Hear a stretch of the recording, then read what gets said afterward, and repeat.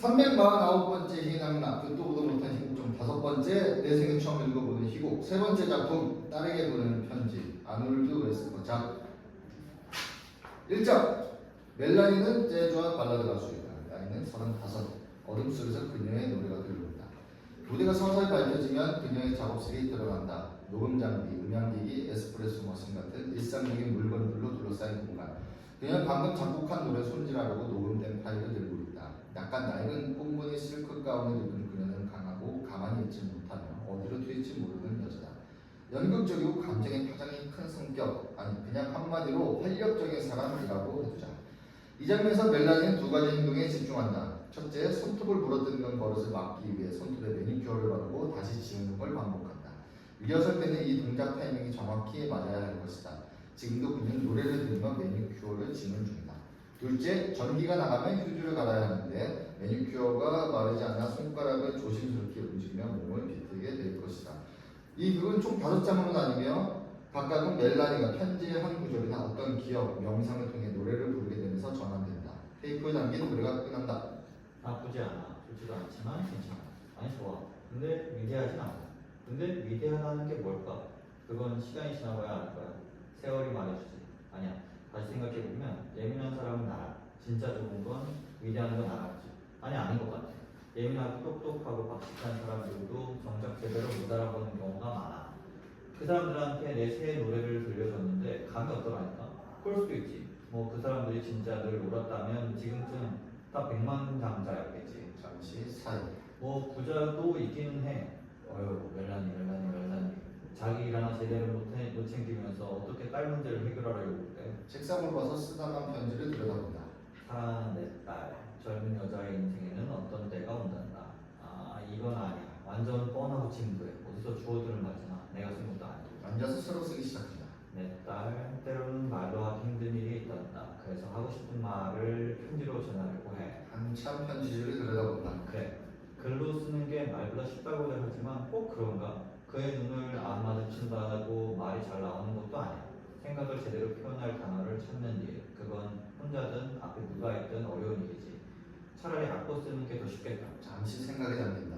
편지를 그냥 노래로 만들어서 보냈다. 시도해보다. 내 아가 멈춘다.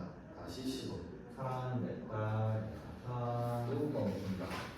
다시 시작. 사랑하는 내 딸, 내 아가야. 이건 너를 위한 노래야. 너에게 불러주고 싶은 노래가 있어. 멈추고 다시 하다 멈춘다. 너에게 불러줄, 너에게 들려줄 포기한 듯 멈춘다. 노래를 시도해본다. 내 아가 멈춘다. 다시 시도한다. 사랑하는 내 딸, 내 아가야. 멈췄다가 다시. 사랑하는 내 딸, 내 아가. 이건 너를 위한 노래야. 널 위해 부를 노래가 있어. 멈춘다. 다시 이어간다. 너한테 들려주고 싶은 노래가 있는데 멈춘다. 들려주고 싶은 노래가 있어. 너한테 들려주고 싶은 노래가. 멈춘다. 말이 어려워. 생각이 정리가 안 돼. 무슨 말을 해야 할지, 어떤 멜로디를 붙여야 할지 그게 제일 어려워. 다시 책상에 앉아 편지를 쓰려고 한다. 사랑하는 마리카. 문제는 여자들한테 문제가 많다는 거야. 멈추고 자기가 방금 쓴 문장을 읽으면 혐오하듯 찡그린다. 내가 이걸 쓴 거라고? 진심으로? 자주적으로 말하면 흉내낸다. 사랑하는 딸 마리카. 엄마는 너한테 중요한 얘기를 해주고 싶어. 그건 말이지 젊은 여자한테 문제가 있다는 거야. 참 어처구니가 없다. 젊은 여자들한테 문제가 있다는 거. 그래도 잘 알지. 그 자체가 지금 문제투성이 젊은 여자잖아. 그래도 내 딸은 똑똑하니까 나이든 여자들한테도 문제가 있다는 것도 이미 알고 있을 거야. 누굴 보고 배웠겠어. 자기 엄마지. 엄마야 뭐 늙었다고 하긴 애매하지만 35밖에 안 됐으니 13살짜리 애한테 16부터가 노인이잖아. 20살은 중년이고 30살은 거의 할머니 취급이고 35이면 뭐 살아있는 것 자체가 기적이지. 편지를 내려다보면 다시 중얼거린다. 젊은 여자한테 문제가 있다는 거야. 진짜 어렵소. 문제 없는 사람이 어딨어. 나이가 많건 적건 돈이 많건 없건 똑똑하건 멍청하건 용감하건 소심하건 다들 뭔가 문제는 있지. 아니 겁쟁이는 문제도 없겠다. 그냥 도망치니까. 모험도 안 하고 위험한 짓도 안 하니까 문제가 생길 일이 없지. 그래 하나님도 마찬가지야. 세상에서 유일하게 아무 문제도 없는 존재라면 그건 아마 하나님일걸? 하나님은 진짜 좋겠다. 하는 일이라고는 모든 사람을 용서해 주는 거잖아. 거기다 보람까지 있어. 아내를 때린 자여 너를 용서하노라. 아이를 낳다고 죽인 자여 너도 용서하노라. 연쇄살인범죄, 징기스칸, 히틀러 너의 모두를 용서하노라. 사하여 주노라. 사하여 주노라. 잠시 조용히 있습니다. 현실을 삐끗 쳐다본다. 넘기겠습니다. 젊은 여자한테 문제가 있다는 거야. 아휴 멜라니 너 진짜 왜 이러냐? 네가 엄마 맞긴 해? 이런 걸 쓰고 있었어? 돈은커녕 애한테 집만 되는 꼴이지. 해줄 것도 없고 아는 것도 없고 정말이지 무식하기는 똥덩이처럼 진득하다. 탄식하며 자책하다 감정이 점점 커진다. 결국 폭발하고 말한다. 마리카, 네 젖가슴이 커지기 시작했구나. 문득 흥미가 돋은 듯 웃음이 번집니다. 그 말이 시작점이라는 걸 알아챈 듯 그래 이렇게 시작하는 거야. 사랑하는 마리카, 너의 젖가슴이 크기 시작했구나. 내가 너한테 뭐라 그랬지? 엄마 만지지 마, 아파. 그래 안 만질게, 약속해. 근데 있잖아, 그 말랑말랑 느낌은 곧 사라질 거야. 익숙해질 거고 어느 순간엔 내가 스스로 자주 만지게 될 거야. 그리고 언젠가는 누군가가 그곳을 만져주길 바라게 될지도 모르지. 멜라니는 갑자기 어린 소년처럼 된 것 같다. 한순간 수줍어 뒤로 물러섰다가 다음 순간엔 당당하게 가슴을 내미는 신용을 한다. 잠깐만, 내가 지금 누구한테 편지 쓰는 거지? 11살? 14살? 16? 아니면 21살짜리 딸? 생각이 잠긴다. 21살이라면 이미 늦었지. 그 나이는 벌써 어떤 남자가 인생을 망쳐놨을지도 모르니까. 곧장 스스로를 다잡는다. 아니야, 우리 성차별적인 생각하지 말자. 남자 때문이 아니더라도 사람은 스스로도 얼마든지 인생을 망칠 수 있어. 16살이면 엄마 말 안 들으면 이미 임신했을 수도 있겠네. 14? 그래 14 정도면 딱 적당하겠어. 14살짜리한테 보내는 편지. 계속해서. 가로는 안 그려도 되는 거야? 네. 곧 너는 누구나 너를 만지길 바라는 날이 올 거야. 나도 기억나. 처음 가슴이 커지던데 가끔 눈 감고 손으로 만져봤지. 한 움큼은 되나? 무게가 생겼나? 멜론 들듯 아래 위로 들어보기도 했어. 남자애들도 그런 짓 하지 않을까? 멜라니는 어린 소년을 흉내낸다. 다리 사이를 내려다보며 상상 속 거울을 들여다보듯 놀라고 기뻐하며 자랑스러운 표정을 짓는다. 잘해주고 재능이 신용을 하고 자만심이 차오른 얼굴, 그것을 흔들어 보더니 너무 격하게 흔들어 다리를 움켜쥐고 진진 아픈 척한다. 됐어. 또 네. 내 아들, 너도 그렇게 잘하고 있구나. 네가 그러더라. 엄마 만지지 마요. 말랑말랑해요. 아니야. 이건 좀 아닌 것 같아. 하느님 감사합니다. 저한테 딸을 주셨어요. 도대체 아들내미한테 뭘 어떻게 설명해야 하나 몰라. 걔들은 30 넘기 전에 엄마 말을 제대로 알아듣지 못하잖아. 전등이 깜빡인다. 멜라니는 여러 개의 플러그가 꽂힌 곳으로 몸을 굽힌다.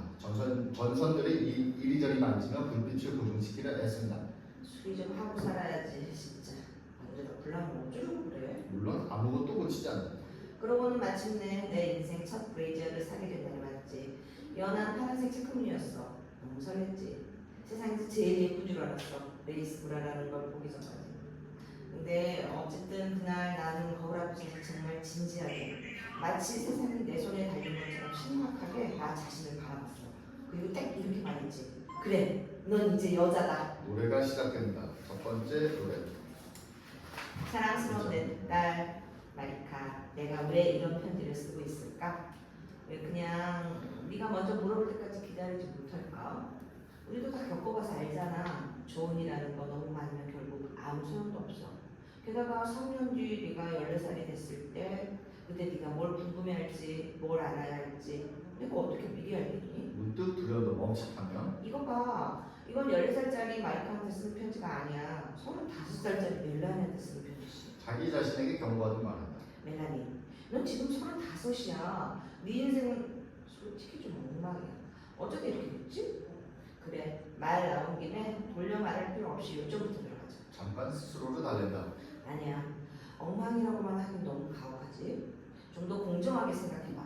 지금의 너는 그냥 너 자신에게 지친 거야. 다른 누군가로 다시 되고 싶지만 과연 내가 변할 수 있을까 하는 의심 때문에 자꾸 움츠려드는 거고. 아니, 만약 내 안에 뭔가 변할 가능성이 있다면, 정말 있다면 불안이 번진다. 머리를 흔들며 그 생각을 떨쳐낸다. 그만. 나 자신에 대한 얘기는 여기까지. 세상에, 내가 무슨 프리마돈나야? 언제까지 나만 생각할 건데? 지금은 딸에 대해 생각하는 시간이라고. 마리카, 너는 여자야. 그래서 엄마가 너한테 해주고 싶은 말이 있어. 지금 당장 이 편지를 읽으란 말은 아니야. 14살이 되면 그때 읽어. 너는 여자야. 그리고 사람들은 너한테 말할 거야. 여자가 된다는 건 고통스럽지만 황홀한 일이라고. 근데 엄마가 해줄 첫 번째이자 제일 중요한 이야기는 이거야. 사실은 모두가 그래. 남자든 여자든 누구나 고통스럽고 동시에 황홀하지. 단지 여자한테는 고통적이 좀 더 많은 거지. 그렇다고 스스로를 불쌍하게 여기거나 자꾸 핑계대고 매달리고 그러지 마. 그러면 안 돼. 근데 있잖아. 하나님이 인간한테 기쁨이란 걸 나눠주실 때 남자한테는 좀 더 많이 줬던 것 같아. 그래서 여자를 남자한테 보낸 거고 우리한테 남자를 주신 거지. 대충 그래. 탁 치면 왜냐고 묻지 마. 왜요는 네가 절대 해서는 안 되는 질문이야. 잠시 멈췄다가 정정한다. 아니지. 아니야. 넌 왜 라는 질문을 해야 해. 계속 물어야 해. 왜요? 왜? 왜요? 라고. 다시 생각을 붙인다. 그치만 아무거나 다 묻지 말라는 거야. 왜 하늘은 파래요? 그런 거 물어도 돼. 재밌잖아. 왜 사람들은 바보 같아요? 그건 쓸데없는 질문이야. 인생이라는 게 원래 좀 바보 같거든. 내가 왜 이런 짓을 했을까? 그건 물어볼 만하지. 다음엔 좀 더 나아질 수도 있으니까. 근데 왜 물은 축축하죠? 그딴 거 묻지 마. 물은 그냥 축축한 거야. 굶으면 죽고 불은 타고 물고기는 못 날아. 왜냐고 묻지 마. 왜 사람들이 굶어 죽죠? 이건 물어볼 수도 있어. 누가 그 집에 불을 냈죠? 그것도 물어야지. 왜 이런 고통이? 왜 이렇게 화가 나는 거지? 왜 걔는 날 사랑하지? 왜 날 미워하는 거지? 좋아. 이런 질문을 해도 돼. 하지만 말이지. 불은 언제나 타는 거고 물은 늘 젖어 있는 거고 물고기는 절대 날지 않아. 놀랐다고 뭔가 만족스러운 듯 묻는다. 이거 꽤 괜찮은 말이었는데 내가 그렇게까지 무식하진 않은가 보지. 무슨 말을 쓸까 고민하며 콧노래를 흥얼거린다. 전등이 또 깜빡인다. 멜라니는 다시 몸을 숙여 전선을 건드린다. 아, 전선이 또 헐거워졌잖아 진짜. 이놈의 전선 좀 고치고 살자고. 하지만 고치지 않고 그대로 손톱칠만 계속한다. 자 이제 사랑하는 내 딸, 이번엔 좋은 얘기부터 해보자. 넌 이 세상에 스스로 원해서 온 거야. 그건 분명해. 운명의 주사위는 너한테 불리했지만 넌 집요하게 밀고 들어왔지. 내가 그걸 어떻게 알았냐고? 그래, 이제는 좀 불편한 얘기를 해줄게. 사실 엄마는 너를 낳을 계획이 없었어. 그날 피임 기구도 했고 조심했어. 그런데 생겨버렸지. 너는 원래는 이 세상에 없었을지도 몰랐던 존재야. 그 피임 기구가 날 자유롭게 해줄 거라고 믿었는데 넌 그렇게 호락호락하지 않았어. 마치 이렇게 말하듯이 말이야. 자유요? 웃기지 마세요. 전 이 세상에 나갈 거예요. 제 차례거든요. 의사는 경고했지. 임신 상태에서 피임 기구를 빼지 않으면 애를 잃을 수 있다고. 근데 그런 일은 절대 안 벌어졌어. 아무것도 너를 막을 수 없었거든. 넌 마치 여리고의 성벽을 무너뜨린 대신 소리를 지르며 내 안에서 세상을 몸을 박차고 나왔지. 그 뒤로는 난 너를 뱃속에 품고 있다는 사실이 그냥 자랑스러웠어. 모든 사람한테 다 알리고 싶을 정도로. 근데 배가 너무 늦게 불러서 걱정됐었지. 8개월이 남았는데도 몇 주 후면 나올 것처럼 등을 굴리고 다닐 뻔했어. 의사가 말했지. 태아 상태 좋습니다. 그 말을 듣자마자 나는 인부복사로 달려왔어. 겁나 좀 두두도 같이 살지. 너한테 좋다는 건 뭐든 다 하고 싶었어. 책에 나온 대로 다 해보려고 했지. 그래 마리카. 내가 정말 그랬는지 너도 한번 물어봐. 잠시 말투가 바뀐다. 기분이 또 들쑥날쑥하다. 내가 그랬냐고? 사실 내가 군나조도 진짜 싫어해. 그 인부복도 이 세상에서 가장 안 섹시한 옷이었고 넌 알아야 해. 네 엄마는 섹시하지 않은데 누가 보는 걸 제일 참기 싫어서 힘들어했어. 섹시하다는 건 엄마한테 꽤 중요한 일이었거든. 솔직히 이 세상에서 내 존재를 인정받은 것도 똑똑해서가 아니라 잘나서도 아니라 그저 단단한 엉덩이, 쫙 선 모지, 촉촉한 입술, 불꽃 같은 눈빛, 남자를 쏘아치는 시선, 희망으로 반짝이는 건강한 몸. 그게 나였어. 그래서 바로 하이힐의 스커트를 꺼내 입었지. 왜냐면 내 배가 불러온 9일 동안 세상 어떤 남자도 날 다시는 봐주지 않을까봐 그게 무서웠거든. 머릿속에 뭐지 거절당할까봐 두려울 뿐이었어. 젤리처럼 흔들리는 정신, 말랑한 판단력. 나 내가 다른 여자들처럼 보이고 싶었고 그래야만 했어. 주말이면 나 완전히 폭주했지. 그땐 히피였거든. 대마초도 피우고 춤추고 술 마시고 나 진짜 멋진 인생 살고 있구나. 그렇게 믿었지. 근데 대마초는 별로 재미도 없더라. 오히려 죄책감만 들었지. 내 안에 얘가 있는데 그 생각에 속이 울렁거렸어. 대마초는 내 세포를 파괴한다. 애한테 암을 유발할 수도 있어. 호르몬도 바뀌고. 그리고 또 내 안에 다른 애가 말했지. 그냥 마리아나야 다들 피우잖아. 이걸로 죽은 사람 봤어? 없어. 그래서 다시 피우고 마시고 춤추고 몸도 마음도 마구 굴렸지. 근데 그런 몸 상태에서 좀 나왔어.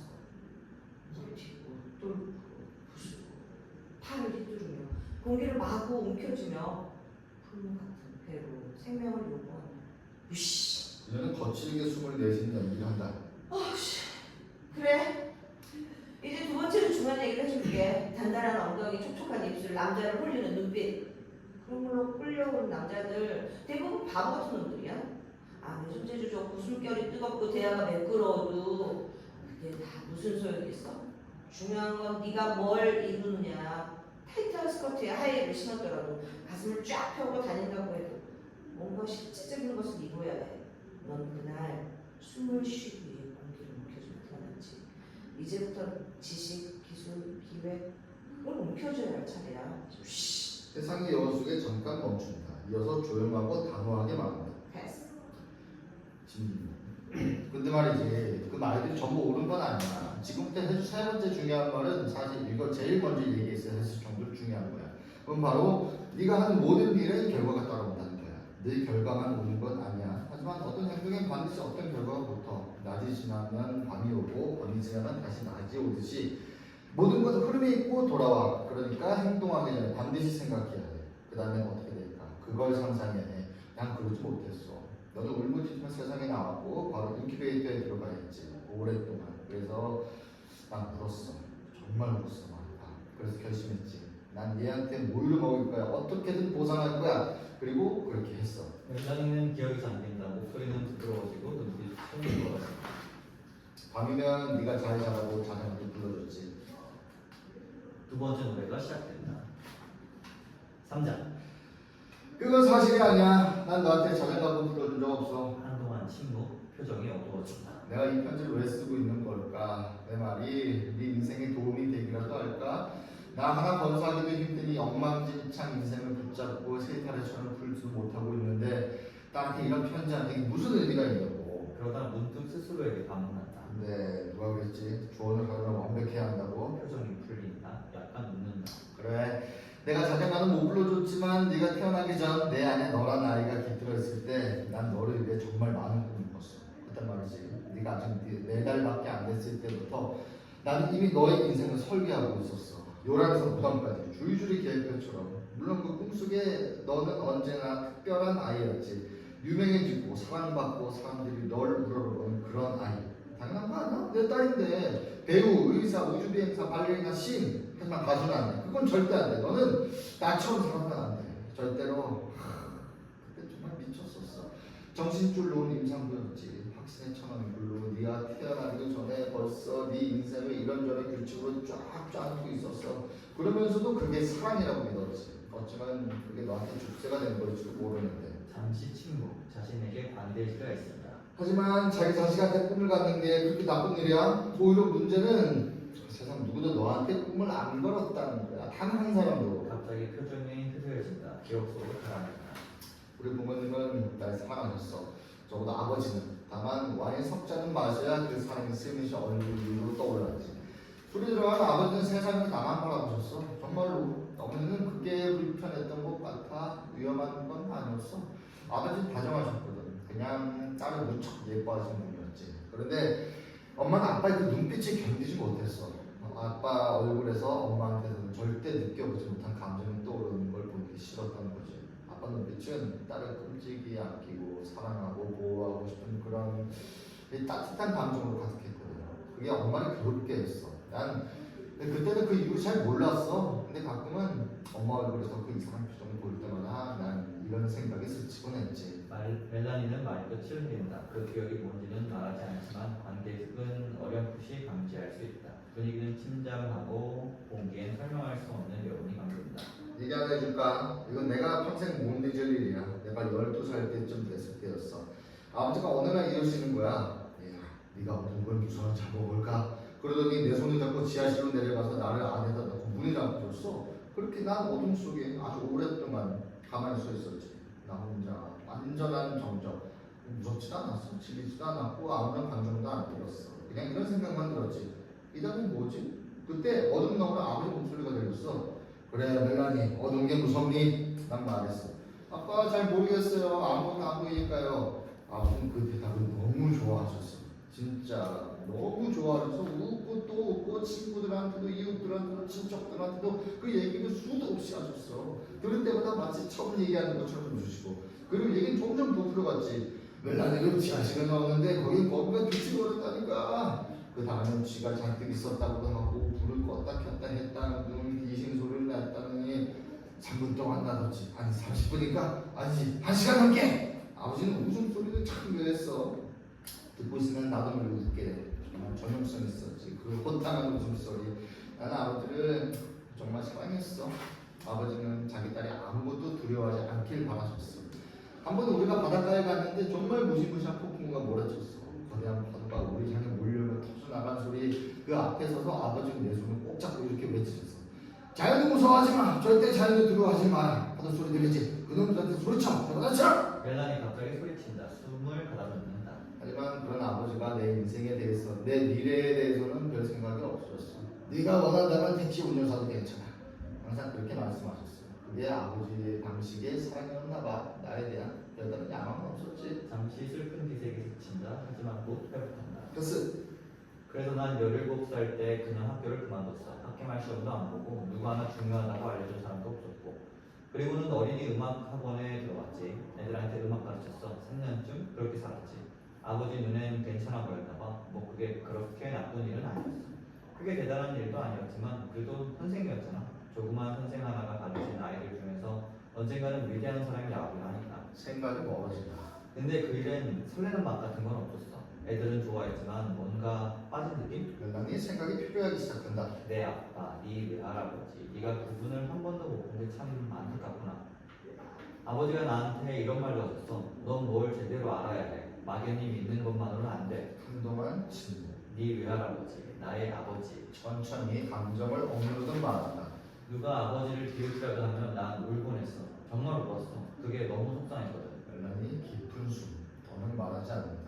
기억 속으로 가라앉는다. 아버지는 술을 너무 많이 드셨어. 생각이 필요한다. 아니야, 그래. 난 너한테 자장가를 불러준 적도 없었지. 생각을 다잡으려 한다. 너랑 같이 놀아준 적도 별로 없었어.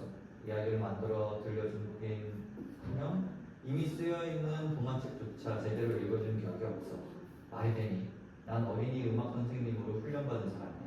애들한테 상상놀이도 시키고 복잡한 리듬놀이도 만들어 같이 하던 사람이었는데 정작 내 딸한테는 아무것도 안 했다는 거야.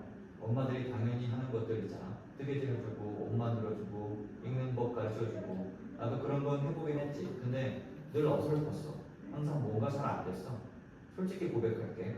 아이를 낳는다는 생각은 좋았는데 그걸 자연스럽게 잘하는 엄마는 아니었어. 엄마 노릇이 나한테는 쉽지 않았어. 많은 사람들이 그러더라. 넌 엄마처럼 보이지 않아. 그 말 몇 번이나 들었는지 몰라. 잠시 멈춘다. 그래도 내가 한 일들이 있어. 난 널 자주 쓰다듬어줬어. 그땐 촉감으로 사랑을 전하라는 얘기가 유행이었거든. 누군가를 어루만지는 건 그 사람을 소중하게 여긴다는 뜻이었지. 나도 참 많이 만졌어. 근데 생각해보면 날 만져준 그 많은 손들 중에 정말 날 소중하게 생각했던 사람은 거의 없었던 것 같아. 한숨을 내쉰다. 자, 이제 네 번째로 중요한 걸 말해줄게. 어쩌면 이게 제일 중요할지도 모르겠어. 친구를 잘 골라. 이거 하나 잘못되면 내가 지금까지 해준 조언들이 몽땅 쓰레기통에 들어가고 말 거야. 무리 짓지 마. 무리 속에 들어가려고 애쓰지 마. 소속되어 있다는 느낌. 그게 위안이 되는 거 알지만 그걸 거부해. 단호하게. 무리는 다른 사람의 인생을 빌려서 사는 사람들이야. 나한테 물어봐. 내가 그런 무리에 있었으니까. 난 늘 다른 애들 뒤 맞추느라 정신이 없었어. 걔네들 하는 말 따라하고 걔네들 하는 짓 흉내내고 걔네들 편견도 똑같이 갖고 걔네들 화낼 때 같이 화내고. 근데 우리는 서로 물어보지 않았어. 그게 옳은 건지 왜 그런 건지. 그냥 서로 등 두드려주면서 말했지. 잘했어. 네 말이 맞아. 딱 잘 때렸어. 우린 강하다고 착각했지만 사실은 우리에서 벗어날까봐 전부 겁먹고 있었던 거야. 우리 중 누구도 난 그거 반대야. 그렇게 하면 안 돼. 이렇게 말할 용기가 없었어. 왜냐하면 그 말 다음에 항상 그 소리가 나오고 쟨 자기가 뭐라도 되는 줄 아나 봐. 난 세상에서 그 말이 제일 싫어. 그건 누군가를 아주 조용히 그리고 완벽하게 꺾어버리는 말이야.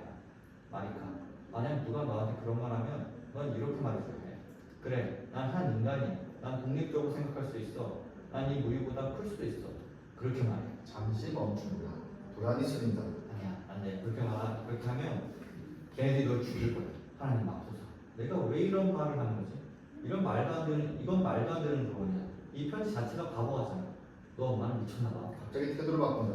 제발. 뭘 하든 간에 너 혼자 군림하려 들지 마. 그 애들을 무리로 보지 마. 무리는 말 못하는 짐승들 얘기야. 그 애들은 아니야. 그 애들은 네 오빠고 언니고 친구야. 너를 지탱해주는 사람들이야. 현실에 너를 붙들어 매주는 사람들이고 그러니까 그들과 함께 있어. 그렇지 않으면 정말로 너를 찢어버릴 수도 있어. 공포가 도전으로 바뀐다. 좋아. 해봐. 모험해봐. 저항해봐. 날아올라봐. 그들이 손이 닿지 않는 끝까지 과연 네가 그리로 날 수 있을지 보자.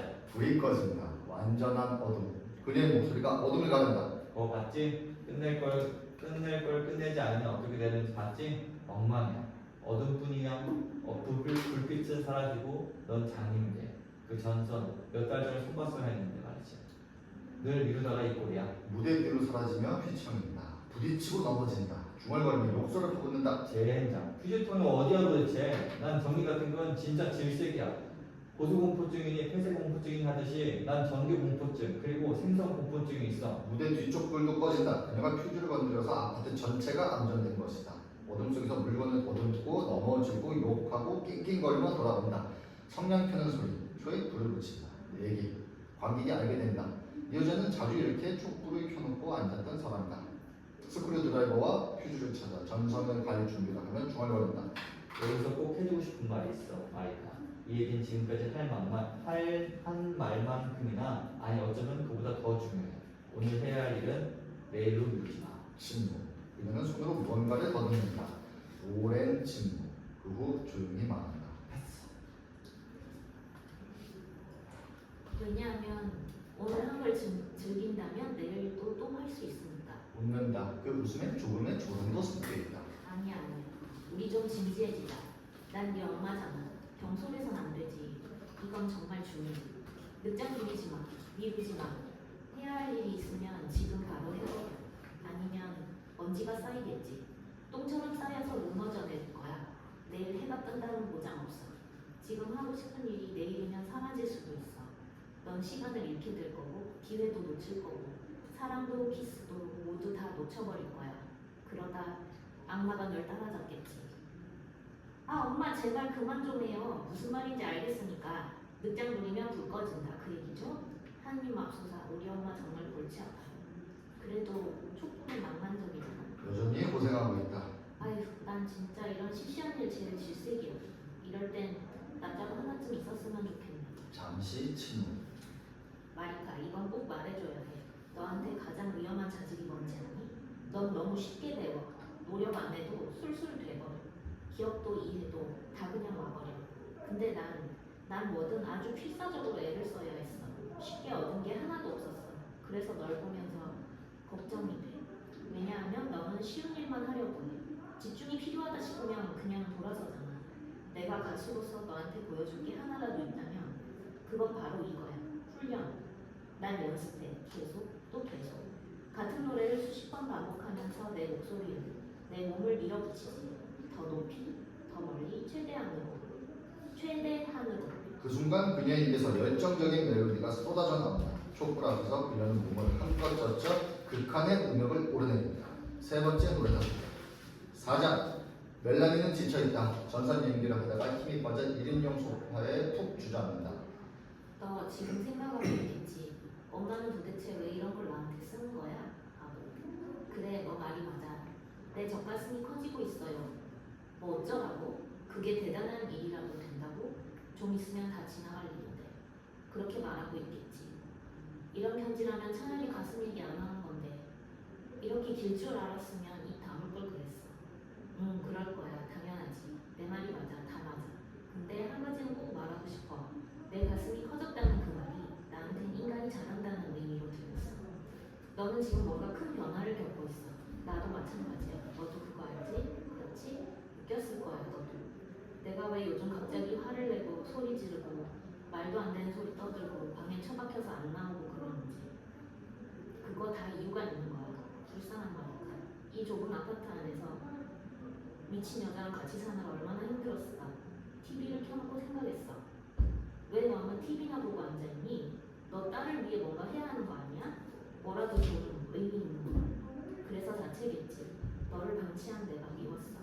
건설적인 엄마가 못된 게 미웠어. 내 재능을, 내 인격을 길러주지 못한 게 정말 미안했어. 죄책감이 밀려왔고 그 죄책감을 느끼게 만든 너한테 화를 냈어. 그리고는 문득 나 자신이 왜 중요한지를 다시 떠올렸어.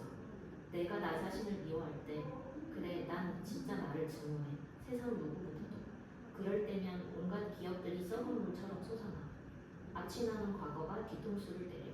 그러면 나는 샤워를 해야 해. 그걸 너도 알아차렸지? 상태 안 좋은 밤이면 한밤중에도 3번씩 샤워했어. 넌 그걸 봤고 난 그게 너무 싫었어. 넌 나를 무서워했지. 그리고 난 내가 널 겁나겠다는 게 또 미웠어. 난 진짜 그랬어 마리카. 거짓말 아니야. 그게 내 분노를 자극했고 분노는 죄책감을 낳고 죄책감은 자기 혐오를 만들고 다시 분노로 돌아오지. 잠시 멈춘다. 나는 바뀌려고 했어 진짜로. 근데 난 마치 애 같아. 잘못인 걸 알면서도 아닌 척하고 버티는 그런 애. 잠시 조용하다.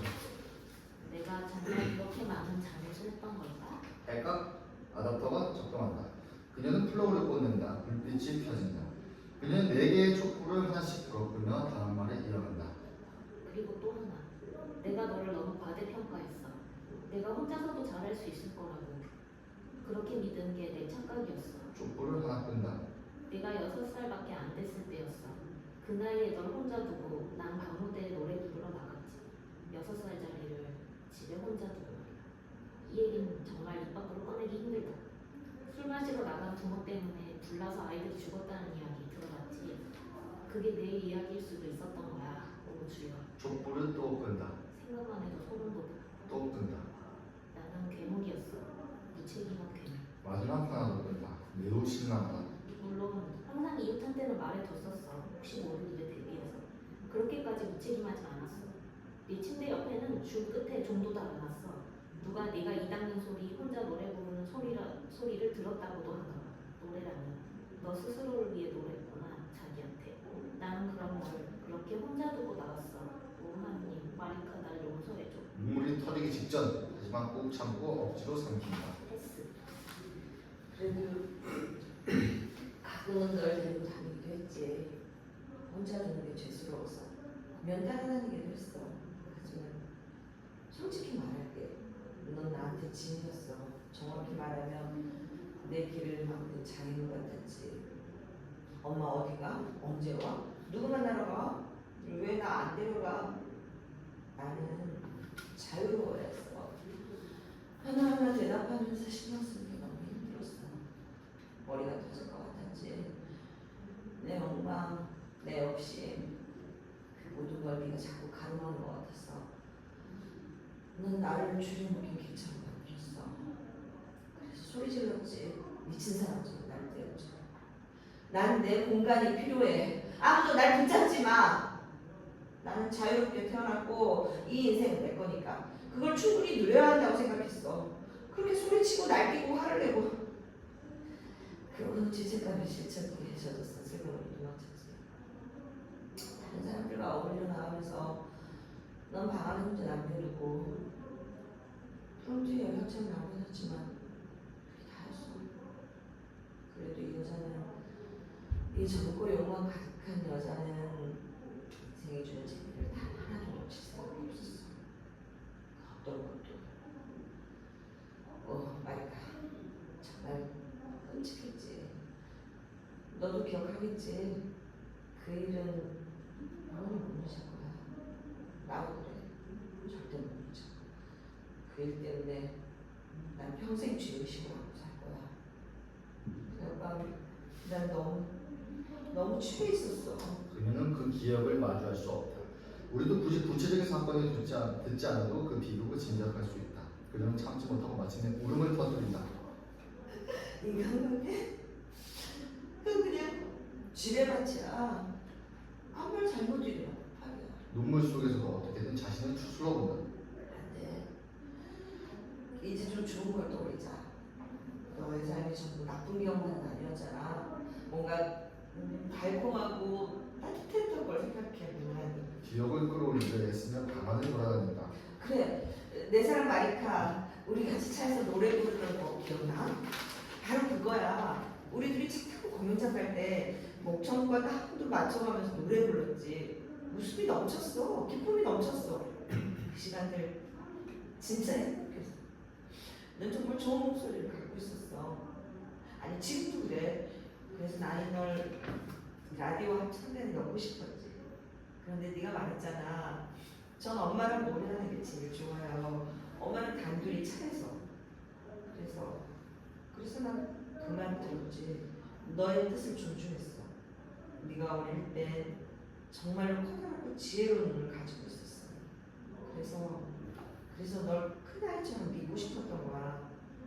아니야. 그건 내가 널 혼자 두고 나간 거에 대한 반응이 아니야. 나는 네가 강해지길 바랐어. 그렇게 믿고 싶었어. 그리고 어쩌면 그게 전부 다 틀린 건 아니었던 것 같아. 왜냐하면 지금 네가 나를 돌봐주고 있잖니. 정말이야 마리카. 네가 그렇게 해주는 게 얼마나 고마운지 몰라. 너 같은 아이는 하느님의 선물이야. 두 번째로 눈물을 터뜨린다. 자신의 불행과 죄의식으로부터 벗어나기 위해 그녀는 스스로 콧노래를 흥얼거린다. 네 번째 노래는 콧노래로 기억 속의 사랑과 희망을 불러낸다. 5장. 멜라니는 에스프레소 머신으로 작은 컵 두 잔을 내려 자신한테 든다. 하느님, 제발 제 딸만은 저를 잊지 않게 해주세요. 조금은 씁쓸한 미소, 경배를 섞인 듯. 사랑하는 내 딸 마리카, 넌 절대 나처럼 되지 마. 절대. 혼잣말처럼 딸의 대사를 흉내낸다. 엄마처럼 된다는 게 어떤 건데요? 망설인다. 스스로에게 묻는 듯 되뇌며 엄마? 마침내 말이 흘러나온다. 나는 항상 먼저 느껴. 그리고 나서 생각하지. 그게 바로 나같이 되는 거야. 먼저 밤새를 당기고 왜 쌌는지는 나중에 묻는 거. 그건 인생을 사는 방식 아니야. 잠시 침묵. 다시 고백하듯. 하지만 말이야, 딸. 나는 애쓰고 있어. 생각하는 건 서툴지만 그래도 애쓰고 있어. 정말 열심히. 어떻게 표현해야 할까? 나는 지금 다시 태어나려고 하고 있어. 그 말에 스스로 되새긴다. 다시 태어난다는 거, 너 그걸 어떻게 생각하니? 잠시 생각한다. 불과 미래가 보인다. 근데 너무 늦은 건 아닐까? 이미 나는 나 자신한테 갇혀버린 죄수일까? 이 부분은 의식적으로 곱씹는다. 그래 사실이라면 너무 끔찍하지. 35살의 이 나이에 내 삶, 내 습관, 내 태도, 내 기대, 이 모든 게 결국 감옥이었다고 생각하면 정말 악몽이야. 도망칠 수도 없어. 이미 멈출 수 없는 열차에 못한 사람처럼 뛰어내릴 수도 없고, 그리고 모든 게 너무 늦어버린 거야. 그러나 곧 공포를 이뤄낸다. 아니야, 그렇게 생각할 수 없어. 그렇게 생각하지 않을래. 다시 딸을 바라보듯 조용히 말한다. 내 사랑 마리카, 이제 마지막 5번째 이야기를 해줄게. 감정을 조심해. 그래, 감정이 필요할 땐 감정에 솔직해야 해. 하지만 늘 조심해야 해. 감정은 달콤한 유혹이 따르거든. 한때 나는 감정이 풍부한 나 자신을 사랑했었어. 에스프레소를 마시며 다 그냥 뜨거운 공기였어. 뭐 전부는 아니었지만 거의 다 그랬지. 세상에서 제일 쉬운 일 중 하나가 뭔 줄 아니? 내가 스스로 멋있다고 믿는 나를 또 그 이미지에 취해버리는 거야. 난 그렇게 생각했어. 그게 날 이 세상에서 가장 멋지고 가장 매력적이고 가장 기쁜 사람으로 만들어준다고. 내가 사랑에 빠졌던 건 그 멋진 내 이미지, 불을 뿜는 화산처럼 터지는 나 자신, 친구들도 다 좋아했어. 그 불꽃을, 그 광기를, 그 에너지를. 다들 나를 북돋아주고 그 열기에 열광했지. 보다시피 너희 엄마는 그런 에너지를 타고났단다. 나 절대 배경으로 사라지는 타입은 아니야. 그건 너도 알잖아. 하지만 말이야, 에너지란 게 꼭 좋은 것만은 아니야. 두 얼굴을 가진 여자 같은 거야. 하나는 따뜻하고 다정한 얼굴, 그리고 다른 하나는 격렬하고 파괴적인 얼굴. 내 에너지는 후자였지. 나는 불쑥 터지고 1년에 5번은 정말 미쳐버렸어. 광란, 폭발, 혼란, 제어 불능. 그래서 사람들 눈엔 내가 그냥 똑같은 사람처럼 보였겠지.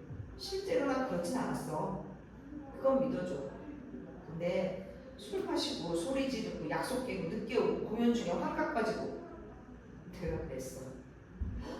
거칠고 불안정하고 도무지 예측할 수 없는 여자. 왜 그랬을까? 난 좋은 가정에서 자랐어. 열심히 일하는 부모님, 현명한 친구들, 괜찮은 교육, 모든 게 완벽했어. 혹시 완벽하지 않았더라도 그 누구도 탓하진 않았을 거야. 왜냐면 그건 너한테 해주고 싶은 6번째 얘기야. 정말 중요한 거. 절대 네 인생의 잘못을 남 탓으로 돌리지 마. 그나마 네가 탓할 수 있는 게 있다면 그건 유전자야. 전기 오락기 할 때 정자 말고 말이야.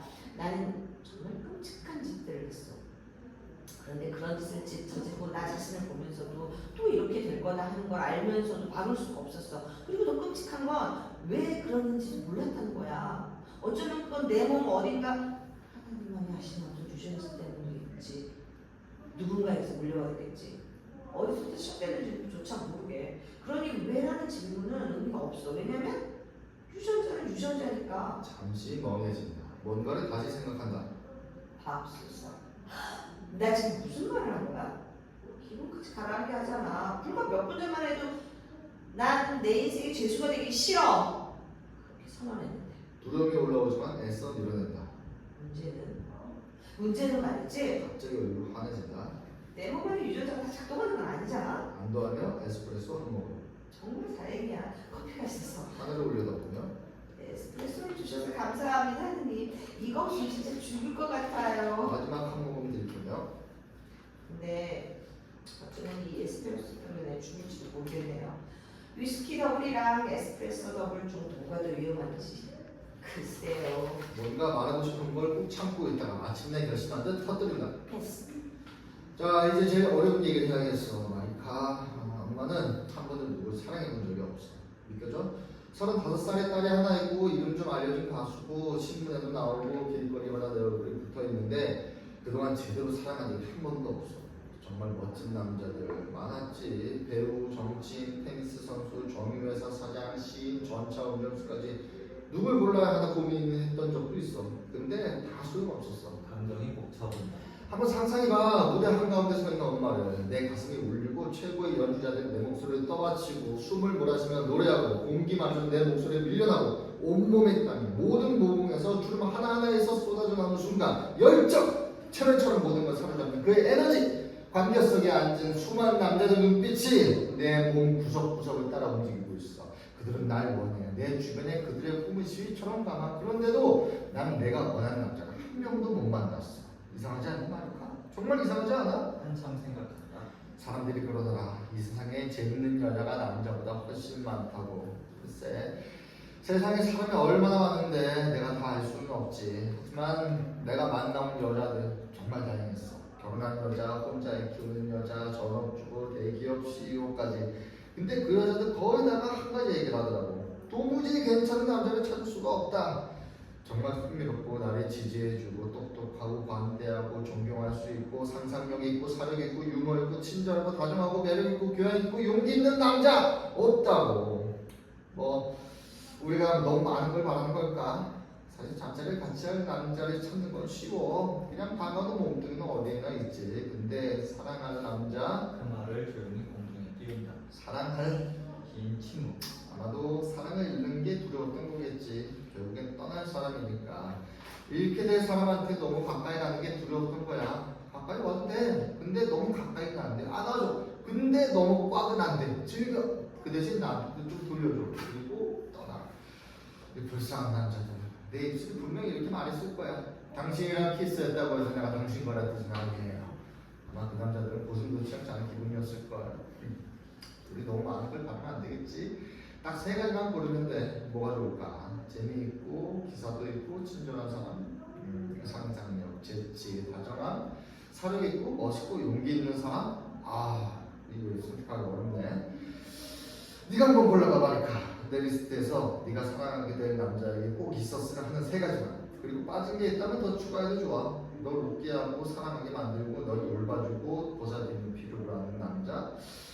변함없고 듬직하고 믿음직한 남자? 아니면 좀 변덕 있는 게 좋아? 너보다 더 똑똑한 사람? 덜 똑똑한 사람? 아니면 비슷한 수준? 리스트를 쭉 써서 그 중에 세 개만 골라봐. 잠시 조용하다가 목소리가 바뀐다. 그리고 그 다음에 그 리스트 다 잊어버려. 왜냐면 이게 내가 너한테 들려준 8번째 중요한 이야기거든. 사랑이란 건 말이지, 네가 계획하거나 꿈꾸거나 고르거나 마음 먹는다고 되는 게 아니야. 언제 어디서 어떻게 누구랑, 그건 정말 아무 이치도 없이 그냥 일어나. 바로 그 점이 우리가 사랑을 피해야 할 이유가 되기도 하지. 너 지금 그러고 있을 거야. 엄마는 사랑한 적도 없다면서 어떻게 그거 다 알아요? 하고. 알아. 그런 생각 들지. 그럼 9번째 중요한 이야기. 이성을 최대한 활용해. 근데 사람에게서 이성적인 걸 기대하지 마. 그건 완전 다른 이야기야. 일단 편지가 너한테 얼마나 정말 도움이 될까? 나 잘 모르겠다. 하느님, 35회를 살고 나서 내 딸에게 정말 의미 있는 말 한마디를 해줄 수 있어야 하는 거 아닌가요? 좋아. 마지막으로 10번째 중요한 이야기. 남자는 그 어머니의 아들이다. 남자들 비난하는 말 아니야. 그들이 틀렸다는 것도 아니고 틀렸다는 건 남자도 여자도 아니니까. 어리석음도 폭력도 친절함도 관용도 사랑도 성별은 없어. 그냥 인간이지.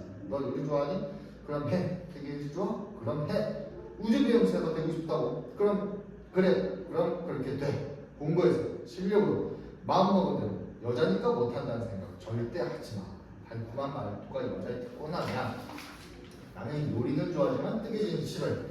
나는 건 정말 싫어하고 무섭고 근데 그런 거 다 상관없어. 넌 지금 가슴이 자라고 있어. 좋든 싫든 넌 여자야. 그리고 너의 본능은 여성적인 방식으로 반응하게 될 거야. 그게 좋은 것도 나쁜 것도 아니야. 그냥 그 본능을 받아들이는 거야. 다만 단 하나만, 절대로 다른 사람이 너를 함부로 대하게 두지 마. 남자뿐 아니라 여자도 남을 학대해. 그런 모습 나도 너무 많이 봐왔어.